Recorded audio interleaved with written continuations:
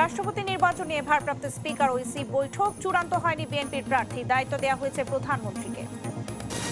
বাংলাদেশে বিনিয়োগের অনুকূল পরিবেশ রয়েছে বললেন প্রধানমন্ত্রী, সব ধরনের সহায়তা পাবেন বিদেশি উদ্যোক্তারা। এসএসসিতে কাউকে ফেল করানো হয়নি বললেন শিক্ষামন্ত্রী, এখনো ম্যানেজিং কমিটির মাধ্যমে শিক্ষক নিয়োগ নয়। চাঁদপুরের শাহরাস্তিতে বাস ট্রাক সংঘর্ষে 3 জনের প্রাণহানি, আহত অন্তত 15। জামালপুরের সড়কে এক মৃত্যু। বগুড়ায় 2 হত্যা মামলায় পলাতক 6 আসামি গ্রেফতার। চট্টগ্রামের অভিযানে জব্দ 1.5 কোটি টাকার বিদেশি সিগারেট। শরীয়তপুর পটুয়াখালী নতুন রেল লাইনের প্রস্তাব, সম্ভাব্যতা যাচাইয়ের নির্দেশ, বদলে যাবে যোগাযোগ ও অর্থনীতির চিত্র। এবং পাহাড় ঘেরা কাপ্তাইয়ের মিতিঙ্গাছড়ি এখন এসডিজি ভিলেজ এলাকায় উৎসবের আমেজ, পরিবর্তন আসবে জীবনযাত্রায়।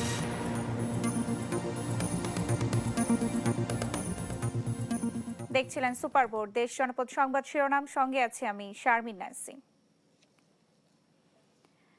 এবারে থাকছে বিস্তারিত।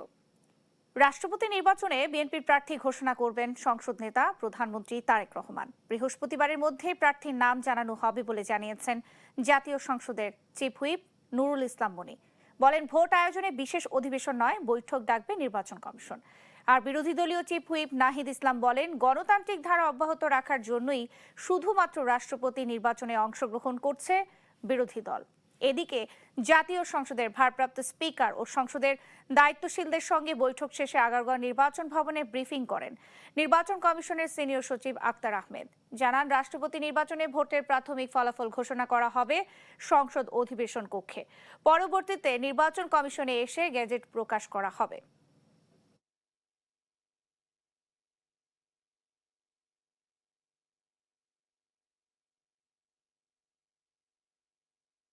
গণতন্ত্রের জন্য একটা অংশগ্রহণমূলক নির্বাচন প্রয়োজন এবং আমরা দেশকে আমাদের সেই রাজনৈতিক অবস্থানটাও জানান দিতে চাই যে আমাদের যিনি প্রার্থী তাকে আমরা মনে করছি এই মুহূর্তে বাংলাদেশের অভিভাবকত্ব হিসেবে তিনি সবচেয়ে গ্রহণযোগ্য হবে। 4টা বিষয় আছে, তার মধ্যে রাষ্ট্রপতি পড়ে। জুলাই সনদে আমরা যাই কিছু করি না কেন, তারপর রাষ্ট্রপতি নির্বাচনের সময় 70 অনুচ্ছেদ প্রযোজ্য হবে। বাংলাদেশে বর্তমানে বিনিয়োগের অনুকূল পরিবেশ রয়েছে বলে মন্তব্য করেছেন প্রধানমন্ত্রী তারেক রহমান। জানান, আগ্রহী বিদেশি বিনিয়োগকারীদের সব ধরনের সহযোগিতা করবে সরকার। ডিজিটাল আর্থিক সেবা ও প্রযুক্তির সম্প্রসারণে বেসরকারি খাতকে স্বাগত জানান প্রধানমন্ত্রী। মঙ্গলবার সচিবালয়ের মন্ত্রিপরিষদ বিভাগের কার্যালয়ে প্রধানমন্ত্রী তারেক রহমানের সাথে সৌজন্য সাক্ষাৎ করেন আর্থিক প্রযুক্তি প্রতিষ্ঠান ভিসার এশিয়া প্যাসিফিক অঞ্চলের প্রেসিডেন্ট স্টিফেন কার্পিন। সাক্ষাতে কৃত্রিম বুদ্ধিমত্তা প্রযুক্তি ব্যবহার করে বাংলাদেশের ব্যাংকিং ও ডিজিটাল পেমেন্ট ব্যবস্থাকে আরও নিরাপদ, সহজ ও দ্রুত করার বিষয়ে ভিসা কাজ করতে আগ্রহী বলে জানান স্টিফেন কার্পিন। সাধারণ মানুষের নিত্যদিনের লেনদেন সহজ করতে মেট্রো রেল, টোল প্লাজা ও এক্সপ্রেসওয়ে সহ বিভিন্ন সরকারি ও জনসেবামূলক ব্যবস্থায় ভিসা কার্ড ব্যবহারের সুযোগ সম্প্রসারণের সম্ভাবনা নিয়েও বৈঠকে আলোচনা হয়। বাংলাদেশের ডিজিটাল অর্থনীতি ও ক্রিয়েটিভ ইকোনমির বিকাশে অবদান রাখতে ভিসা আগ্রহী বলে জানান স্টিফেন কার্পিন। আর ডিজিটাল অর্থনীতি, বিনিয়োগ ও প্রযুক্তিগত সক্ষমতা বৃদ্ধিতে ভিসার মতো আন্তর্জাতিক প্রতিষ্ঠানের সহযোগিতা চান সরকার প্রধান। এদিন প্রধানমন্ত্রী তারেক রহমানের সঙ্গে সাক্ষাৎ করেন American chamber of commerce in Bangladesh অ্যামচেমের একটি প্রতিনিধি দল।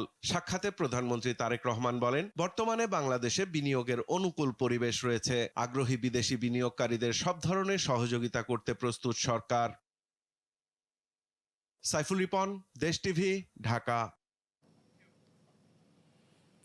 এনটিআরসি এর পরিবর্তে ম্যানেজিং কমিটির মাধ্যমে শিক্ষক নিয়োগের বিষয়ে চূড়ান্ত কোনো সিদ্ধান্ত হয়নি বলে জানিয়েছেন শিক্ষামন্ত্রী আনম এহসানুল হক মিলন।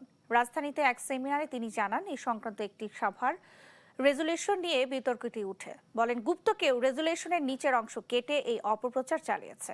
এ সময় এসএসসিতে কম পাশের হার নিয়ে শিক্ষামন্ত্রী বলেন, জোর করে কাউকে ফেল করিয়ে দেওয়া যায় না।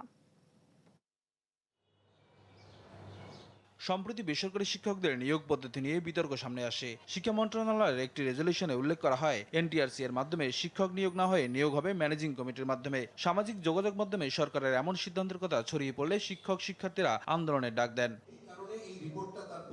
বিষয়টি পরিষ্কার করেন শিক্ষামন্ত্রী আনামা এহসানুল হক মিলন। মঙ্গলবার রাজধানীতে এক সেমিনারে তিনি জানান, এ সংক্রান্ত কোনো সিদ্ধান্ত চূড়ান্ত হয়নি। একটি বিষয়ে সিদ্ধান্ত নিতে হলে এটা আলোচনা হবে আলোচনার টেবিলে, সেখান থেকে রেজুলেশন হয়ে আমার কাছে আসবে। সেই রেজুলেশনের সিদ্ধান্ত কি মন্ত্রীর সিদ্ধান্ত, এটা কি রাষ্ট্রীয় সিদ্ধান্ত, এটা কি প্রধানমন্ত্রীর সিদ্ধান্ত, এটা কি দলীয় সিদ্ধান্ত? মন্ত্রী বলেন, রেজুলেশনের একটি অংশ কেটে সামাজিক যোগাযোগ মাধ্যমে ছড়িয়ে দিয়ে এই অপপ্রচার চালানো হচ্ছে। একটি মিটিং এর রেজুলেশনের আলোচনার জায়গাটুকু কেটে কোন গুপ্ত এক লোক মন্ত্রণালয় থেকে আলোচনায় যতটুকু হয়েছে অতটুকু কেটে দিয়েছে, কিন্তু তার নিচে যে রয়েছে মাননীয় মন্ত্রী সেটাকে দেখবেন, পরীক্ষা নিরীক্ষা করবেন, তারপরে সেইটার প্রজ্ঞাপন জারি হবে। এছাড়া শিক্ষামন্ত্রী আরো বলেন, এবার এসএসসি পরীক্ষায় যে শিক্ষার্থীরা ভালো ফলাফল করতে পারেনি তাদের হতাশ না হয়ে পড়াশোনায় মনোযোগী হতে হবে বলেন। জোর করে কাউকে ফেল করানো যায় না। রেজাল্ট ড্রপ করেছে, গত 19 বছরের মধ্যে সবচেয়ে বেশি ড্রপ করেছে। মানে আই ডোন্ট আন্ডারস্ট্যান্ড, ড্রপ কি করানো যায়? জোর করে কি রেজাল্ট ফেল করানো যায়? জোর করে কি পাস করানো যায়? This is a real story, facts. আমাদের ছেলেমেয়েরা লেখাপড়া করছে, করবে, তারা অনেকেই ভালো করতে পারেনি। সেই দায়িত্ব কি আমি শুধু এই ছাত্রছাত্রীদের দেব, না আমি নিজের কাজে নেব? যেসব স্কুলে একজন পরীক্ষার্থীও পাশ করতে পারেনি সেসব স্কুলের বিরুদ্ধে ব্যবস্থা নেওয়া হবে বলে জানান শিক্ষামন্ত্রী। নিয়াজ মোর্শেদ, দেশ টিভি, ঢাকা।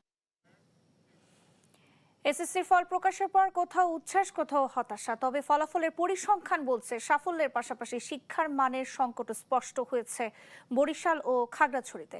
বরিশাল বোর্ডে 1515টি বিদ্যালয়ের মধ্যে 100% পাশ করেছে মাত্র 15টিতে।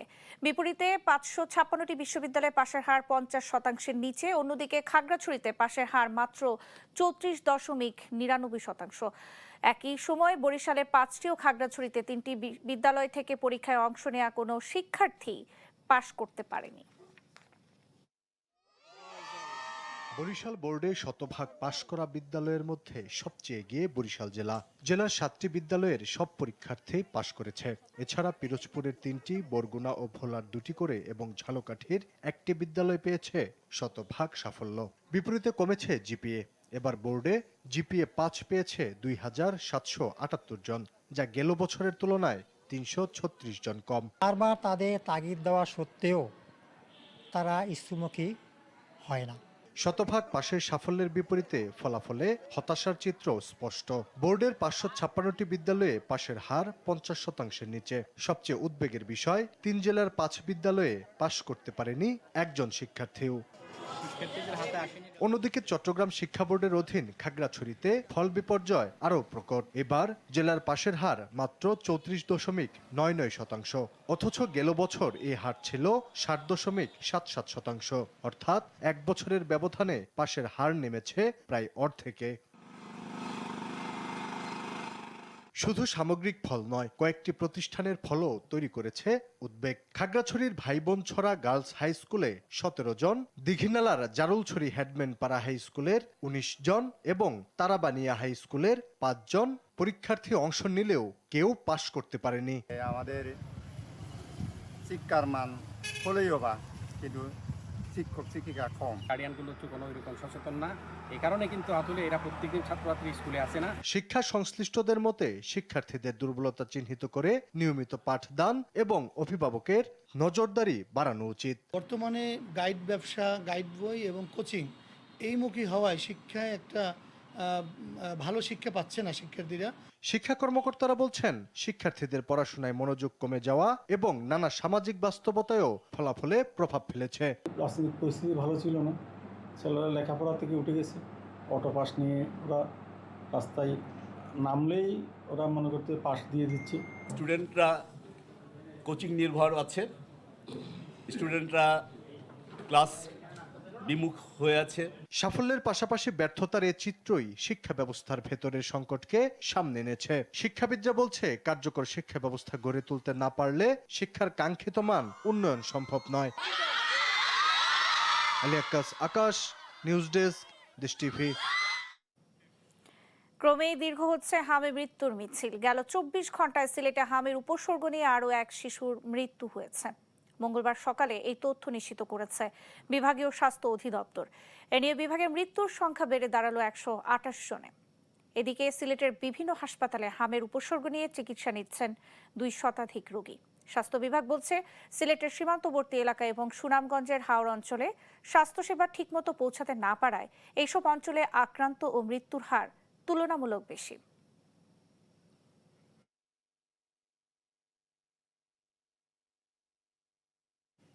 দু সালের গুমের শিকার সূত্রাপুর থানা ছাত্রদল নেতা খালেদ হাসান সোহেলের ছেলে সাদমান শিহাব চলতি বছরের এসএসসি পরীক্ষায় উত্তীর্ণ হয়েছেন। তার এই সাফল্যে শুভেচ্ছা জানিয়েছেন প্রধানমন্ত্রী তারেক রহমান। প্রধানমন্ত্রীর নির্দেশনা অনুযায়ী অতিরিক্ত প্রেস সচিব আতিকুর রহমান রুমনের সমন্বয়ে আমরা বিএনপি পরিবারের সদস্য সচিব কৃষিবিদ মোকসেদুল মমিন মিথুনের নেতৃত্বে একটি প্রতিনিধি দল পুরান ঢাকার বাংলা বাজার এলাকায় শিহাবদের বাসায় যায়। এ সময় প্রধানমন্ত্রীর পক্ষ থেকে শিহাবের হাতে ফুল, মিষ্টি ও গল্পের বই উপহার দেয়া হয়।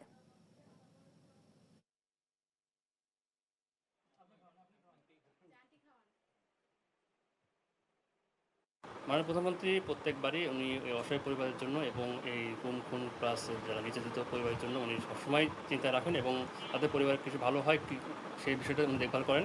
এটা বলে বোঝানো যাবে না যে এই খুশি হয়েছি, কারণ কেউ তো আমাদের পাশে আছে। মিথুন আঙ্কেল আসছে প্রধানমন্ত্রীর পক্ষ হয়ে, তার জন্য আমি মিথুন আঙ্কেল এবং প্রধানমন্ত্রীকে আমি আমার আন্তরিক শুভেচ্ছা জানাচ্ছি। ধন্যবাদ যে ওনার এই ব্যস্ততম সময়ের মধ্যে উনি এই বাচ্চাদেরকে খোঁজ খবর নিচ্ছেন, এই বাচ্চাদের উৎসাহ দেওয়ার জন্যই যে উনি শুভেচ্ছা বার্তা পাঠাচ্ছেন, সেটার জন্য তাকে অনেক অনেক অসংখ্য ধন্যবাদ।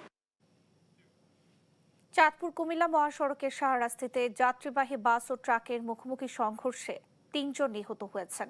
এই ঘটনায় আহত হয়েছেন অন্তত 15 জন। মঙ্গলবার সকালে শাহরাস্তির বানিয়াচো পাটোয়ারি বাড়ির সামনে লক্ষ্মীপুরগামী আল আরাফা বাস ও বালুর ট্রাকের মুখোমুখি সংঘর্ষ হয়। আহত অনেকের অবস্থা আশঙ্কাজনক হওয়ায় নিহতের সংখ্যা আরও বাড়তে পারে বলে জানায় পুলিশ। দেশের সড়ক মহাসড়ক যেন ক্রমে হয়ে উঠছে মরণফাঁদ। প্রতিদিনই কোনো না কোনো প্রান্তে সড়ক দুর্ঘটনা ঘটছেই, বাড়ছে মৃত্যু, আহতদের অনেকেই পঙ্গু হচ্ছেন চিরতরে। মঙ্গলবারও ঘটেছে দুর্ঘটনা। চাঁদপুর কুমিল্লা মহাসড়কের শাহরাস্তিতে যাত্রীবাহী বাস ও বালুবাহী ট্রাকের মুখোমুখি সংঘর্ষে 3 জন নিহত হয়েছেন, আহত হয়েছেন অন্তত 15 জন। সকালে দিনাজপুর থেকে লক্ষ্মীপুরগামী আল আরাফা পরিবহনের একটি যাত্রীবাহী বাসের সঙ্গে বিপরীত দিক থেকে আসা বালুবাহী ট্রাকের মুখোমুখি সংঘর্ষ হয়। দুমড়ে মুচড়ে যায় বাস ও ট্রাকের সামনের অংশ।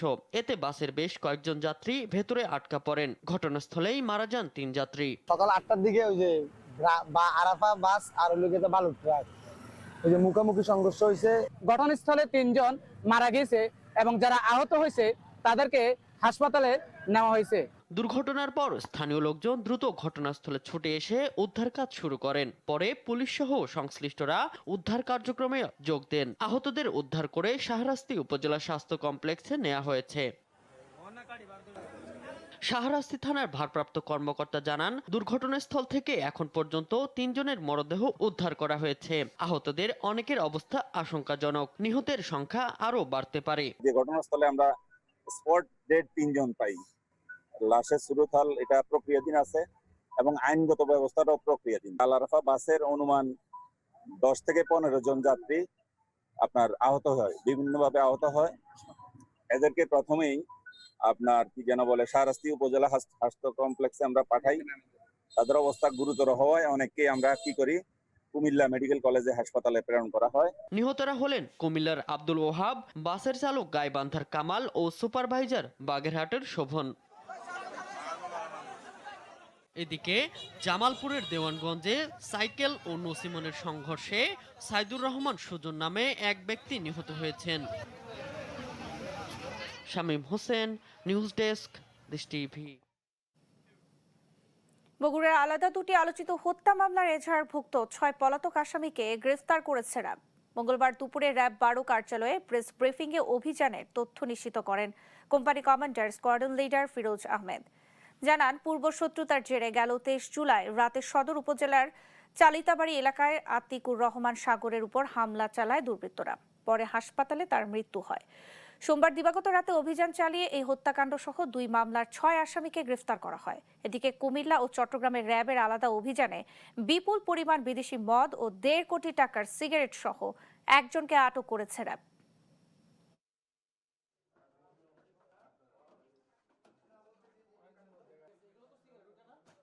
গতকাল রাত 1:35 ঘটিকার সময় র্যাব 13, CPC 3 গাইবান্ধার সাথে একটি যৌথ অভিযানে উক্ত মামলার 1 নম্বর রেজারভুক্ত আসামি মোহাম্মদ জিল হজ,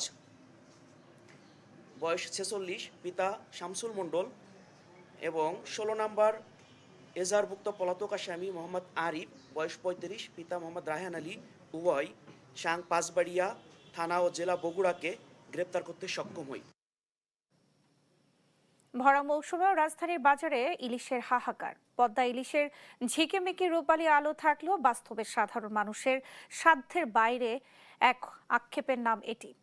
বাজারে ইলিশের সরবরাহ একেবারে কম, যার কারণে দামও আকাশচুম্বী। নদী ভরাট আর জলবায়ু পরিবর্তনের প্রভাবে ইলিশের উৎপাদন কম বলে মত বিশেষজ্ঞদের। আলভি রায়হানের রিপোর্ট। বর্ষার এই ভরা মৌসুমে বাজার সয়লাভ হওয়ার কথা ছিল রূপালী ইলিশের, কিন্তু রাজধানীর বাজারের চিত্রটা ঠিক তার উল্টো। থরে থরে সাজানো ইলিশ থাকলেও তা দেখে দীর্ঘ শ্বাস ফেলা ছাড়া উপায় নেই সাধারণ ক্রেতাদের। 1 কেজি ওজনের ইলিশ কিনতে পকেট থেকে খসাতে হচ্ছে প্রায় 3000 থেকে 3200 টাকা। এ চিত্র শুধু বাজারে নয়, নদী কিংবা গভীর সমুদ্রেও। ট্রলার নিয়ে দিনরাত জাল ফেলেও মিলছে না কাঙ্ক্ষিত মাছের দেখা। নদী ও সাগরের পানির নাব্য সংকট, মাত্রাতিরিক্ত দূষণ আর নদী ভরাটের কারণে এবার দিক বদলেছে ইলিশের ঝাঁক। ফলে ফাঁকা ট্রলার নিয়ে ঘাটে ফিরে এসে দেনার দায়ে দিশেহারা উপকূলের জেলেরা। পায় কিছু ঝাটকি 6-7 কেজি, এতে আমাদের সালারি ওঠে না। আমাদের এই বছর সিজনটা খুবই ভাই খারাপ, বুঝতে দেশে আমরা নদীর দিকে ঠিকঠাক মাছ মারা পাই না, বড় ইলিশ পাওয়া যায় না, ছোট ইলিশ পাওয়া যায়, ওদের আমাদের ব্যবসা নিতে তেমন একটা চলে না। গত বছরের তুলনায় এই বছর বড় ইলিশ অনেকই কম। মাছ আপনার সাগরের সমুদ্রেই তো আপনার ধরা পড়ে না, জেলেরা মাছ পাচ্ছে না তো। বিশেষজ্ঞদের মতে জাটকা ও মা ইলিশ নিধন বন্ধ না হওয়া এবং জলবায়ু পরিবর্তনের প্রভাব, নদী ভরাট, নদীগুলোতে পানি স্বল্পতা আর প্রজনন ক্ষেত্রে ক্ষতিগ্রস্ত হওয়ায় স্বাভাবিক বিচরণে বাধাগ্রস্ত এই জাতীয় সম্পদের। আগে তো শুধু ইন্ডাস্ট্রিয়াল বর্জ্য ছিল, এখন প্লাস্টিক পলিউশন এটার সাথে যোগ হয়েছে। ইলিশ সাগর থেকে নদীতে আসতে পারছে না। তারা যে ডিম দেওয়ার জন্য আসবে, নদীর মুখের যে গভীরতা দরকার হয়, 10 মিটার গভীরতা দরকার হয় তার মাইগ্রেট করতে গেলে, সেইটা অনেক জায়গায় গভীরতাটা নাই। আর একটা বড় কারণ হলো আমরা যে অনেক বেশি ধরে ফেলি, একেবারেই আইন আছে, আইনের প্রয়োগ নাই। বিশ্বে ইলিশ উৎপাদনে একটি স্থান বাংলাদেশের। রূপালী মাছের ঐতিহ্য ধরে রাখতে যদি প্রজনন ক্ষেত্র এর নদী রক্ষা না করা যায়, তবে হয়তো নিম্ন ও মধ্যবিত্তের খাবারের মেনু থেকে চিরতরে হারিয়ে যাবে এই ইলিশের স্বাদ। আমাদের ক্রয় ক্ষমতার বাইরে আমরা ইলিশ মাছ খাইতে পারবো না। মধ্যবিত্ত এবং সাধারণ যারা মানুষ তারা খাইতে পারবে না, একমাত্র বড় লোকরা কিনে খাইতে পারবে। সরকারি জব করে বা ভালো ইয়ে করে তাদের জন্য ঠিক আছে, কিন্তু আমাদের মতো মানুষ তো এটা খুবই এক্সপেন্সিভ হয়ে যায়, কেনার মতন অবস্থা দেখতেছি না। সরকারি উদ্যোগ আর প্রাকৃতিক পরিবেশ রক্ষা না করা গেলে রূপালী ইলিশের স্বাদ হয়তো একদিন সাধারণ মানুষের কাছে শুধুই গল্প হয়ে থাকবে, এমনটাই মনে করছেন সংশ্লিষ্টরা। আলভি রায়হান, দেশ টিভি, ঢাকা। মাছ, মাংস, শাকসবজি সহ বেড়েছে নিত্যপণ্যের দাম। বাড়তি দামে নিত্যপণ্য কিনতে গিয়ে হিমশিম খাচ্ছেন নিম্ন ও মধ্যবিত্ত পরিবারের মানুষ। বৈরী আবহাওয়ায় সাগরের মাছ শিকার ব্যাহত হওয়ায় বরগুনার বাজারে কমেছে মাছের সরবরাহ, ফলে বাজারে বেড়েছে মাছের দাম। এদিকে হঠাৎ ঊর্ধ্বমুখী নেত্রকোনার নিত্যপণ্যের বাজার। কয়েকদিনের ব্যবধানে প্রায় সব ধরনের সবজির দাম বেড়েছে 2 থেকে 3 গুণ পর্যন্ত। এছাড়াও বেড়েছে মাছ, মুরগি, ডিম সহ নিত্যপণ্যের দাম। দ্রুত বাজার নিয়ন্ত্রণে কার্যকর পদক্ষেপ চান সাধারণ ক্রেতারা।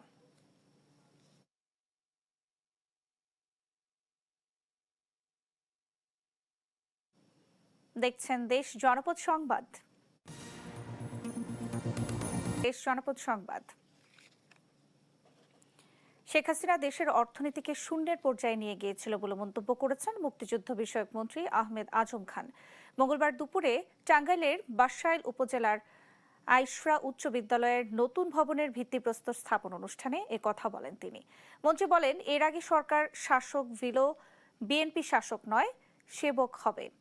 তিনি আরও বলেন, প্রধানমন্ত্রী তার প্রতিশ্রুতি অনুযায়ী ফ্যামিলি কার্ড, কৃষক কার্ড দিয়েছেন, স্বাস্থ্য কার্ডও দেওয়া শুরু করেছেন।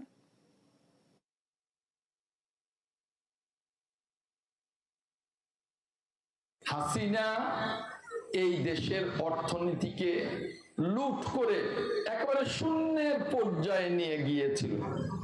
ডক্টর ইউনূস প্রায় 18 মাস থেকে সেটাকে একদমই উঠাতে পারে নাই। শেষ মাসে তো বেতন দেবে কিভাবে সেটা নিয়েও চিন্তায় পড়ে গিয়েছিলেন। কৃষি উৎপাদন বৃদ্ধি ও কৃষকদের সেচ সুবিধা নিশ্চিত করতে রূপগঞ্জের সেচ প্রকল্পকে আধুনিকায়ন ও সংস্কারের পদক্ষেপ নেওয়া হবে বলে জানিয়েছেন পানি সম্পদ মন্ত্রণালয়ের প্রতিমন্ত্রী ফরহাদ হোসেন আজাদ। মঙ্গলবার দুপুরে নারায়ণগঞ্জের রূপগঞ্জে সেচ প্রকল্পের বিভিন্ন অংশ ঘুরে দেখেন তিনি। এ সময় প্রকল্পের বর্তমান অবস্থা, খালের নাব্যতা ও পানি সরবরাহ ব্যবস্থা সরেজমিনে পর্যবেক্ষণ করেন প্রতিমন্ত্রী। এ সময় খালের নাব্যতা রক্ষা এবং সেচ খালের প্রতিবন্ধকতা দ্রুত দূর করতে পানি উন্নয়ন বোর্ডের কর্মকর্তাদের নির্দেশ দেন তিনি। পরে স্থানীয় কৃষক ও পানি উন্নয়ন বোর্ডের কর্মকর্তাদের সঙ্গে মতবিনিময় করেন প্রতিমন্ত্রী।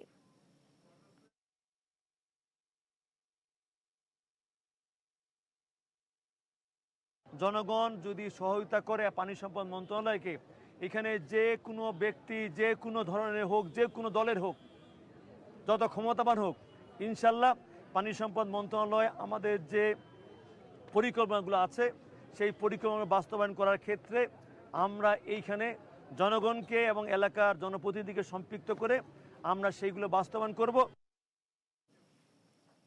পদ্মা সেতুর পর দক্ষিণাঞ্চলে রেল যোগাযোগ স্থাপনে শরীয়তপুর থেকে বরিশাল হয়ে পটুয়াখালী পর্যন্ত নতুন রেল লাইন প্রস্তাব করা হয়েছে।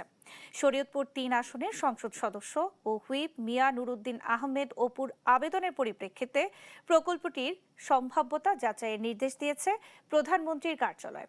নতুন রেল লাইন হলে বদলে যাবে দক্ষিণাঞ্চলের যোগাযোগ ও অর্থনীতির চিত্র। আলিমুজ্জামান সাফওয়ানের রিপোর্ট।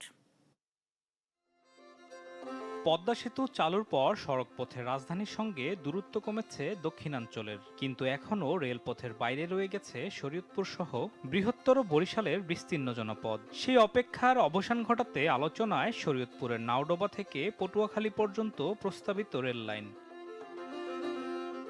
প্রস্তাবিত এই রেলপথ নাওডোবা থেকে শুরু হয়ে শরীয়তপুর, ভেদরগঞ্জ, ডামুড্ডা, গোসাইরহাট ও বরিশালের হিজলা হয়ে পটুয়াখালী পর্যন্ত পৌঁছাবে। জাতীয় সংসদের হুইপ ও শরীয়তপুর 3 আসনের সংসদ সদস্য মিয়া নুরুদ্দিন আহমেদ অপুর আবেদনের প্রেক্ষিতে প্রধানমন্ত্রীর দপ্তর প্রকল্পটির সম্ভাব্যতা যাচাইয়ের নির্দেশ দিয়েছে। মাননীয় প্রধানমন্ত্রী দপ্তর থেকে গত 29শে জুলাই শরীয়তপুর তথা দক্ষিণাঞ্চলের মানুষের স্বপ্নের রেল লাইন নির্মাণের জন্য গণপ্রজাতন্ত্রী বাংলাদেশ সরকারের মাননীয় প্রধানমন্ত্রী তার দপ্তর থেকে ফিজিবিলিটি স্টাডি করার জন্য তিনি যোগাযোগ মন্ত্রণালয়কে নির্দেশ দিয়েছেন। প্রকল্পটি বাস্তবায়ন হলে দেশের দক্ষিণাঞ্চলের মানুষের যাতায়াত সহজ হওয়ার পাশাপাশি কৃষি, ব্যবসা বাণিজ্য ও শিল্পে নতুন সম্ভাবনা তৈরি হবে বলে মনে করছেন স্থানীয়রা। শরীয়তপুর জেলা দীর্ঘ 17 বছর আপনারা জানেন যে অবহেলিত। আমরা রেলের শব্দ শুনেছি, কিন্তু রেলের কোনো সুবিধা আমরা শরীয়তপুরে পাইনি। গণমানুষের দাবি এই শরীয়তপুরের রেল ব্যবস্থা চালু হোক। আমাদের শরীয়তপুর জেলা একটি অবহেলিত জেলা, এখানে রেল লাইনের ব্যবস্থা নেই। এখন আমরা সরকারের কাছে চাই আমাদের একটা রেল লাইনের ব্যবস্থা করে দেওয়া হোক। রেল সংযোগ না থাকার কারণে আমরা অর্থনৈতিক দিক দিয়া, লেখাপড়ার দিক দিয়া, সব দিক দিয়ে আমরা পিছিয়ে আছি। রেল লাইন না হওয়ার কারণে আমাদের ব্যবসায়ীদের জন্য অনেক ক্ষতি হচ্ছে। বিশেষজ্ঞরা বলছেন পদ্মা সেতুর পাশাপাশি রেল যোগাযোগে যুক্ত হলে দক্ষিণাঞ্চলের অর্থনীতি নতুন গতি পাবে। তবে প্রকল্প বাস্তবায়নের আগে যাত্রী চাহিদা, নির্মাণ ব্যয় এবং অর্থনৈতিক সম্ভাবনা যাচাই অত্যন্ত গুরুত্বপূর্ণ। আসলে রেল সংযোগ হলে অবশ্যই সেখানে যাত্রী পরিবহনের সক্ষমতা বাড়বে, যাত্রীরা সেবা পাবে, সেটা ঠিক আছে। রেলকে এখন কিন্তু কৌশলী হতে হবে। শুধু যাত্রী পরিবহন করে রেল আসলে তাদের পরিচালনার খরচই কিন্তু তুলতে পারছে না। সেখানে পণ্য পরিবহনের কথা কিন্তু আমরা বারবার বলছি। তাহলে আমার টেকনিক্যাল ফিজিবিলিটি যেটা আমরা বলি সেটা কিন্তু অনেকটা পরিপক্ক হতে হবে। সড়কপথ এবং রেলপথের সাথে তুলনা করে আমি যদি লং টার্ম একটা চিন্তা করি, লম্বা একটা পরিকল্পনা আমার হাতে নিতে হবে। স্থানীয় মানুষের প্রত্যাশা প্রস্তাবিত এই রেলপথ বাস্তবায়ন হলে শরীয়তপুর থেকে পটুয়াখালী পর্যন্ত বিস্তীর্ণ অঞ্চলে যোগাযোগ ও অর্থনীতিতে নতুন অধ্যায়ের সূচনা হবে। আলিমুজ্জামান সাফওয়ান, দেশ টিভি, ঢাকা। বাগেরহাটে ক্লিনিকে চিকিৎসকের অবহেলায় অপারেশন থিয়েটারে রোগীর মৃত্যুর অভিযোগ তুলেছেন স্বজনরা। স্বজনদের অভিযোগ, সোমবার রাত 11টার দিকে স্থানীয় পলিক্লিনিকে পিত্তথলির পাথর অপারেশনের জন্য নেওয়া হয় নাসিমা বেগমকে। ভোরে স্বজনরা জানতে পারেন নাসিমা মারা গেছেন। স্বজন ও এলাকাবাসীর দাবি, ভুল চিকিৎসা ও দায়িত্ব অবহেলার কারণেই নাসিমার মৃত্যু হয়েছে। তারা ক্লিনিক কর্তৃপক্ষের দৃষ্টান্তমূলক শাস্তির দাবি জানান। তবে চিকিৎসক বলছেন, অপারেশন থিয়েটারেই হার্ট অ্যাটাকে মারা গেছেন রোগী। তদন্ত করে ব্যবস্থা নেওয়ার আশ্বাস জেলা সিভিল সার্জনের।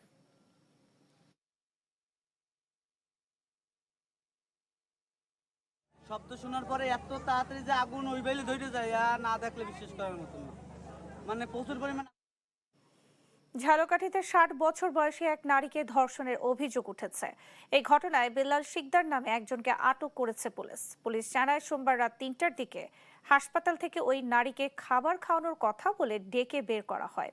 পরে তাকে মোটরসাইকেলে করে অজ্ঞাত স্থানে নিয়ে যাওয়া হয়।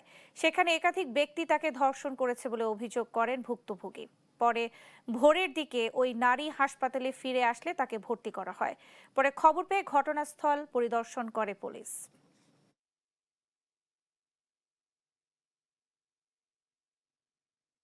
তার দেওয়া তথ্য অনুযায়ী ইতিমধ্যে আমরা সাসপেক্টকে গ্রেপ্তার করেছি। তার নাম বিল্লাল, এবং সে জানিয়েছে যে তার সাথে আরেকজন ছিল। তাকে গ্রেপ্তার করার জন্য পুলিশের কার্যক্রম অব্যাহত আছে। 3 মাস বন্ধ থাকার পর কাপ্তাই হ্রদে আবারও শুরু হয়েছে মৎস্য আহরণ। মাছ আহরণকে ঘিরে খুশি জেলে, ব্যবসায়ী ও পরিবহন শ্রমিকরা। সোমবার মধ্যরাত থেকে হ্রদের বিভিন্ন এলাকায় মাছ শিকারে নামেন জেলেরা। রাতভর আহরণ করা মাছ নিয়ে ভোর থেকেই রাঙ্গামাটি মৎস্য অবতরণ ঘাটে আসতে শুরু করেন জেলেরা। এতে দীর্ঘদিন পর মাছের নৌকা আর জেলেদের আনাগোনায় কর্মচঞ্চল হয়ে উঠেছে অবতরণ ঘাট। এখানে নির্ধারিত রাজস্ব পরিশোধের পর মাছ পাঠানো হচ্ছে দেশের বিভিন্ন প্রান্তে। এর আগে কাপ্তাই হ্রদে কার্প জাতীয় মাছের প্রাকৃতিক প্রজনন, বংশবৃদ্ধি ও উৎপাদনের লক্ষ্যে গেল 25 এপ্রিল থেকে 3 মাসের জন্য মাছ ধরার উপর নিষেধাজ্ঞা দেওয়া হয়। প্রায় 3 মাস 15 দিন পরে আমাদের কাপ্তাই লেক খুলছে।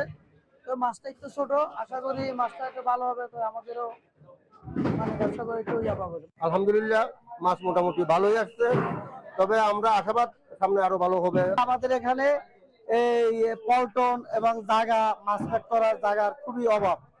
এটা সরকার আমাদের অতি দ্রুত যদি দেখে এবং এটা সমাধান করে, তা আমাদের জন্য অনেক ভালো হবে। দেখছেন দেশ জনপদ সংবাদ।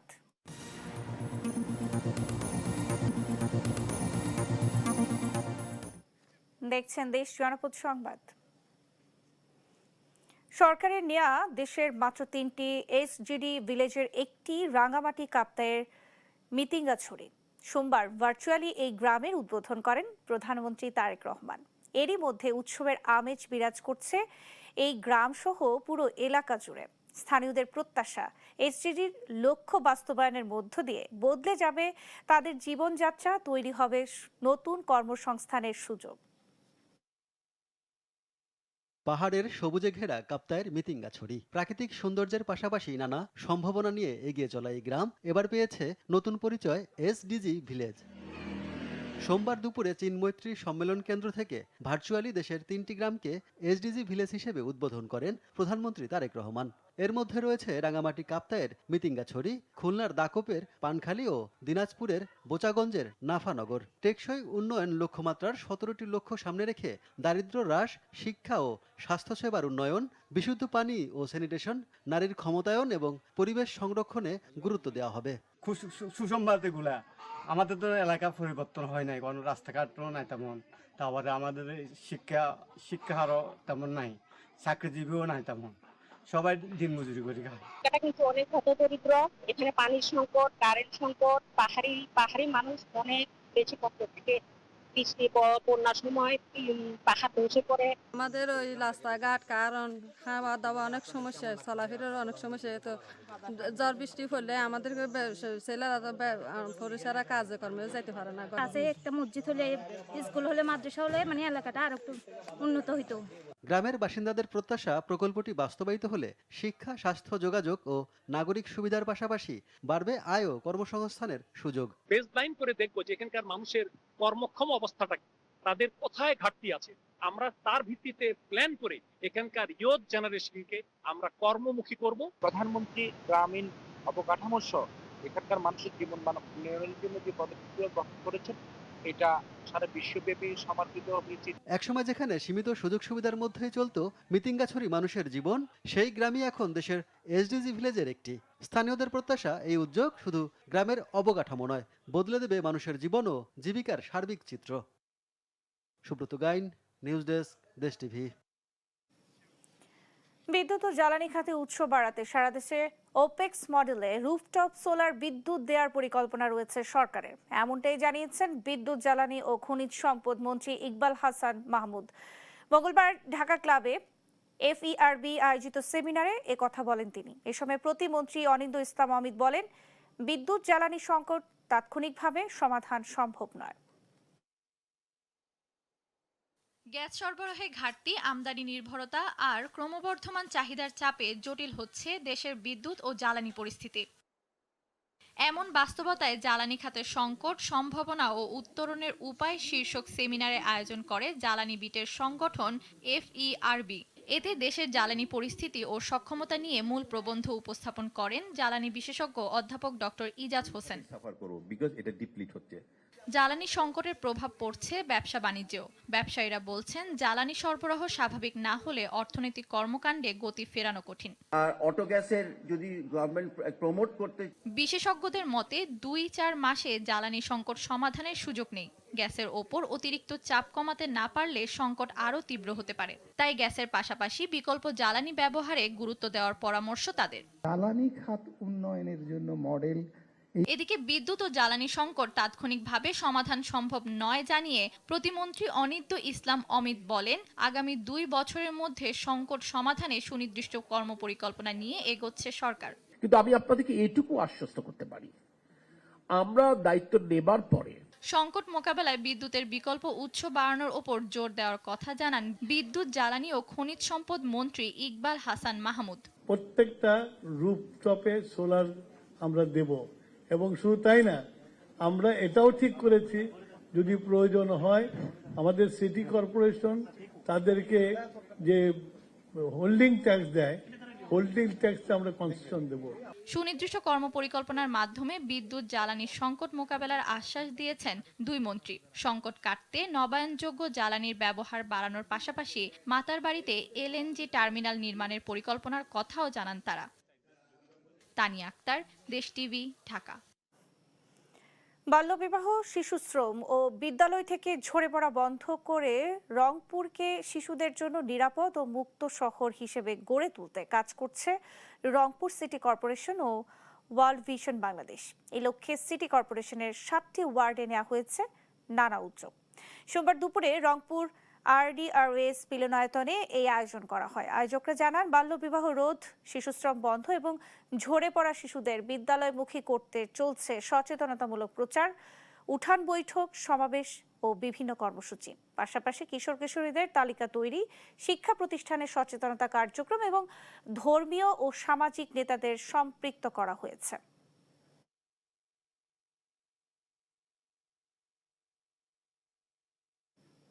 দেখছেন দেশ জনপদ সংবাদ। পাট নিয়ে যে ফুলজোর নদীতে একসময় সারি সারি কার্গো ভিড়ত, সেই নদী পথেই এখন নেই পাটের আগের সেই জোয়ার। নাব্যতা সংকট আর বাজার ব্যবস্থার পরিবর্তনে অস্তিত্ব সংকটে সিরাজগঞ্জের উল্লাপাড়া পাট বন্দর। কমে গেছে পাটের বেচাকেনা, কর্মহীন হয়ে পড়েছেন শ্রমিকরা আর হতাশায় দিন কাটাচ্ছেন ব্যবসায়ীরা। এদিকে পাটের উৎপাদন ও বিপণন বাড়ানো সহ বন্দরের হারানো ঐতিহ্য ফিরিয়ে আনতে বিভিন্ন উদ্যোগ নেওয়া হয়েছে বলে জানিয়েছে সংশ্লিষ্ট দপ্তর। পাটের মৌসুম এলেই একসময় সরগরম হয়ে উঠত উল্লাপাড়া পাট বন্দর। 80-র দশকে ফুলজোর নদীর তীরে গড়ে ওঠা এই বন্দর ছিল উত্তরাঞ্চলের পাট সংগ্রহ ও বিপণনের অন্যতম বৃহৎ কেন্দ্র। বিভিন্ন এলাকা থেকে নৌপথে আসা বিপুল পরিমাণ পাট এই বন্দর থেকে বড় বড় কার্গো জাহাজে চলে যেত দেশের বিভিন্ন প্রান্তে। পাট ব্যবসাকে ঘিরে গড়ে উঠেছিল প্রায় 200 গুদাম। পাশাপাশি সরকারি, বেসরকারি প্রায় 15টি জুট মিলের এজেন্সিও এখান থেকে পাট সংগ্রহ ও সংরক্ষণ করত। কিন্তু এখন কমেছে সেই কর্মচাঞ্চল্য। একদিকে একের পর এক জুট মিল বন্ধ, অন্যদিকে নৌপথে নাব্যতা সংকট। এর সঙ্গে বদলে গেছে পাটের ব্যবসার ধরন। সব মিলিয়ে সংকুচিত হয়েছে বন্দরের কার্যক্রম। এই রাস্তা দিয়ে মানুষ হেঁটে যেতে পারে পাটের ধুলের জন্য। উত্তরবঙ্গওয়ালারা বলছে যে এটা ঢাকা, এটা নারায়ণগঞ্জ। একটা নৌকায় যেত 2000-3000 মন, একটা কার্গো যেত 5000-6000 মন। এখন বন্দরে এত হাল হকেও পাট ব্যবসা তো শেষ হয়ে গেছে, কোনো কিছুই নাই। এখন আমরা পাট বন্দরে টুকটাক যাই ব্যবসা করি, এই ব্যবসাটা বর্তমান নাই আর কি। বন্দর কেন্দ্রিক ব্যবসা কমে যাওয়ায় পাটের মৌসুম এলেও আগের মতো কাজ নেই শ্রমিকদের, ফলে আয় কমে সংসার চালাতে হিমশিম খাচ্ছেন অনেকে। শুধু শ্রমিক নয়, বন্দরের ব্যবসায়ীরাও পড়েছেন চরম সংকটে। তাই আধুনিক সংরক্ষণ ও বিপণন ব্যবস্থার পাশাপাশি নৌপথ সচলের দাবি তাদের। এখন বন্দরে খুব অভাব, বর্তমান কাজকর্ম খুব কম। আজ থেকে 20 বছর আগে যে কাজটা হয়েছে সেই কাজ পরিমাণ এখন আর হয় না। আগে বন্দরে লোক খাচ্ছে 300-400, আর এখন 20-25-30 জন হয়, কতদিন 10 জন থাকে না। বাইরে পাট পুর আনতে পারতেছে না। আমার আগে কাজ করছি, পয়সা পাতি বেশি পাচ্ছে, এখন পয়সা পাতি হচ্ছে না। এখন আমার পরিবার নিয়ে চলা খুব কঠিন হয়ে গেছে। এখন তো কাজের মাত্রা কমে গেছে, আর সংসারের দিকে আমার অভাব এসে গেছে। বন্দরের আমদানি না হলে যেমন লেবার শ্রেণীর মানুষগুলা জীবিকার থেকে বঞ্চিত হচ্ছে, আর ব্যবসায়ীরাও অনেক কমে গেছে। পাটের উৎপাদন ও বিপণন বাড়ানো সহ বন্দরের হারানো ঐতিহ্য ফিরিয়ে আনতে বিভিন্ন উদ্যোগ নেওয়া হয়েছে বলে জানিয়েছে সংশ্লিষ্ট দপ্তর। আমাদের অধিদপ্তর থেকে আমরা প্রতিনিয়ত এখানে সোমবার এবং শুক্রবার পাটের হাট বসে। আমরা প্রতি শুক্রবার এবং সোমবারে হাটে আসি, হাট পরিদর্শন করি। আমাদের দপ্তর থেকে প্রতি বছর জুন থেকে জুলাই, আগস্ট, সেপ্টেম্বর এই 3 মাস লাইসেন্স পরিদর্শন করা হয় এবং আমাদের পাট ব্যবসায়ীদের লাইসেন্স করানো হয়। ঐতিহ্য রক্ষায় দ্রুত কার্যকর উদ্যোগ নেওয়া না হলে দেশের ইতিহাসের গুরুত্বপূর্ণ এই পাট বন্দর অস্তিত্ব সংকটে পড়বে বলে আশঙ্কা সংশ্লিষ্টদের। সুপ্রিয়া তৃষা, নিউজ ডেস্ক, দেশ টিভি।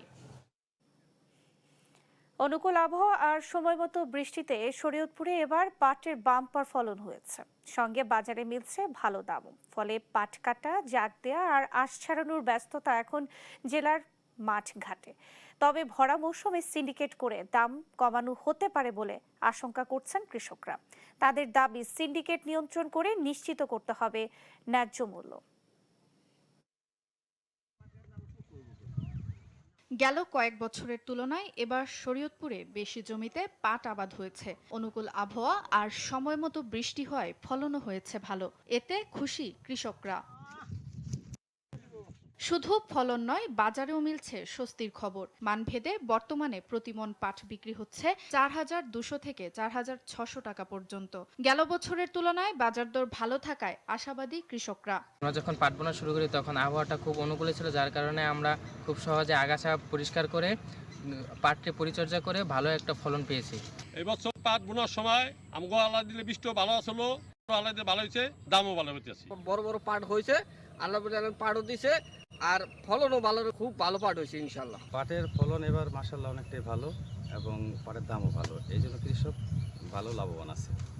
তবে কৃষকের স্বস্তি কতটা টেকসই হবে তা নিয়ে আছে শঙ্কাও। ভরা মৌসুমে বাজারে পাটের সরবরাহ বাড়লে অসাধু চক্র সিন্ডিকেট করে দাম কমিয়ে দিতে পারে বলে আশঙ্কা করছেন অনেকে। পাটের ভালো ফলন নিশ্চিতে উন্নত জাতের বীজ, প্রণোদনা এবং মাঠ পর্যায়ে নিয়মিত পরামর্শ ও প্রয়োজনীয় সহায়তা দিচ্ছে কৃষি বিভাগ। আবহাওয়া অনুকূলে থাকায় শরীয়তপুর জেলায় এবার লক্ষ্যমাত্রা চেয়ে বেশি আবাদ হয়েছে। লক্ষ্যমাত্রা ছিল 29,500 হেক্টর জমিতে, আবাদ হয়েছে 29,700 হেক্টর জমি। বর্তমানে আবহাওয়া অনুকূলে থাকায় কৃষকরা পাট কর্তন করছেন এবং জাগ দিচ্ছেন। বর্তমানে বাজার দর 3800 থেকে 42 টাকা পর্যন্ত প্রতি মন। যদি এই দাম অব্যাহত থাকে তাহলে শরীয়তপুর জেলায় পাটের আবাদ বৃদ্ধি পাবে এবং আমরা কৃষকদের উন্নত জাতের বীজ সরবরাহ করার চেষ্টা অব্যাহত রাখছি। এবছর জেলায় 29,500 হেক্টর জমিতে চাষের লক্ষ্যমাত্রা ছাড়িয়ে আবাদ হয়েছে 29,700 hectare. Supriya Trisha, news desk, দেশ টিভি। 2 দফা বন্যার ধাক্কা সামলে কুড়িগ্রামে আবারও আমন রোপণে ব্যস্ত কৃষক। ক্ষতিগ্রস্ত বীজতলা ও ফসলি জমির ক্ষতি পুষিয়ে নিতে নতুন করে মাঠে নামছেন তারা। জেলার বেশিরভাগ এলাকায় রোপণ প্রায় শেষ পর্যায়ে, তবে ফের বন্যার শঙ্কা আর বাড়তি উৎপাদন খরচ দুশ্চিন্তায় রয়েছেন কৃষকরা। সকাল হলেই শুরু হয় কৃষকের ব্যস্ততা। কেউ জমি প্রস্তুত করছেন, কেউ বীজতলা থেকে চারা তুলছেন, আবার কেউ সারিবদ্ধভাবে জমিতে আমনের চারা রোপণ করছেন। দুই দফা বন্যায় কুড়িগ্রামের বিভিন্ন এলাকার ফসলি জমি ও আমনের বীজতলা ক্ষতিগ্রস্ত হয়েছে। তবে ক্ষতির পরও থেমে নেই কৃষক। ক্ষতি পুষিয়ে নিতে ফের আমন চাষে নেমেছেন তারা। এর সঙ্গে নতুন করে যুক্ত হয়েছে উৎপাদন খরচের বাড়তি চাপ, সার, বীজ ও শ্রমিকের মজুরি বৃদ্ধি। সব মিলিয়ে বেড়েছে চাষাবাদের ব্যয়। তারপরও ভালো ফলনের আশায় মাঠে কাজ করছেন তারা। এবার কুড়িগ্রামে 1,21,000 হেক্টর জমিতে আমন চাষের লক্ষ্যমাত্রা নির্ধারণ করা হয়েছে। লক্ষ্যমাত্রা পূরণে জেলার বিভিন্ন এলাকায় চলছে শেষ সময়ে রোপণ। কারণ মনে কর বৃষ্টি বাদল নাই, এই যে ডিপের পানি নিয়ে নেবেন, এই ডিপের পানি মনে কর বিঘা প্রতি চাপানি যে ঘন্টা প্রতি চাপানি যে 200 টাকা। কষ্ট করি দানা পানা করিয়ে আমরা এই যে ওয়া গাড়ি আবার যদি বন্যা টন্যা আসে তা আমার পরিস্থিতি খুবই একদম খারাপ হয়ে যাবে। পয়সা করি আমার জাতি আছে, পয়সা করি তো হাতত ফির নাই, নালা ভাঙনা করে আবাদ করি যে বন্যায় খাওয়া যায়, কি কম। আমন রোপণ থেকে শুরু করে জমির অবস্থা বুঝে চাষাবাদ এবং সঠিক সময়ে সার ও কীটনাশক ব্যবহারের পরামর্শ দিচ্ছে কৃষি বিভাগ। ইতিমধ্যে তাদের ধান রোপণের জন্য যে যে ধরনের ব্যবস্থাটা দরকার সেই জন্য আমাদের উপজেলা কৃষি অফিস থেকে এবং মাঠ পর্যায়ে যারা বসে কৃষি কর্মকর্তাবৃন্দ আছেন তারা তাদেরকে সার্বিক পরামর্শ দিয়ে যাচ্ছেন। এই ধান রোপণের ক্ষেত্রে যে যে প্রযুক্তিগুলো দরকার, যে ধরনের সহযোগিতা দরকার তারা তাদের সেবা প্রদান করছেন। দুই দফা বন্যার ক্ষতির পর এবার আমন ঘিরে নতুন স্বপ্ন বুনছেন স্থানীয় কৃষকরা। শামীম হোসেন, নিউজ ডেস্ক, দেশ টিভি। এই ছিল এখনকার দেশ জনপদ সংবাদ। পরের বুলেটিন দেখার আমন্ত্রণ রইল। ধন্যবাদ সবাইকে।